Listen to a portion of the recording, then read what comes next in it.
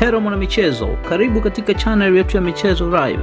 Usisahau kusubscribe, kulike, kucomment na kushare na marafiki ili waweze kupata habari zinazohusu michezo.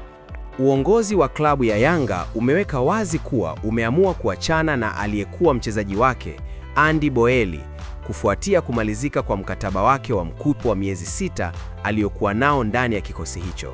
Akizungumza kuhusu suala hilo, ofisa habari wa Yanga, Ali Kamwe, alisema kuwa klabu na mchezaji huyo wamefikia makubaliano ya kuvunja ushirikiano wao kwa makubaliano ya pande zote na kwa amani. Boeli alijiunga na Yanga mwanzoni mwa msimu huu akitokea klabu ya Sekhukhune United ya Afrika Kusini kwa mkopo wa muda wa miezi 6.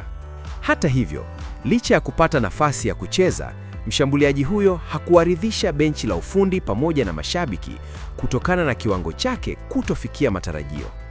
Kutokana na tathmini hiyo, uongozi wa Yanga uliamua kutompa mkataba mpya baada ya mkataba wake wa mkopo kukamilika, hatua iliyomruhusu kurejea katika klabu yake ya awali ya Sekhukhune United. Kamwe alieleza kuwa uamuzi huo umefikiwa baada ya tathmini ya kiufundi sambamba na mipango ya muda mrefu ya kikosi hicho. Aliongeza kuwa Boeli ni miongoni mwa wachezaji wachache waliopata ruhusa rasmi ya kuondoka katika dirisha hili la usajili, na hadi sasa hakuna mchezaji mwingine aliyeachwa zaidi ya waliotangazwa.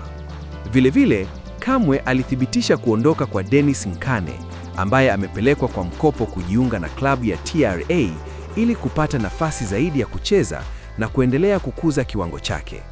Kwa mujibu wa Kamwe, Yanga itaendelea kufanya maamuzi ya kimkakati kuhusu kikosi chake, ikilenga kuhakikisha timu inakuwa na ushindani mkubwa zaidi katika michuano mbalimbali, huku ikizingatia maslahi ya klabu pamoja na maendeleo ya wachezaji wake. Asante kwa kutufuatilia mpaka mwisho.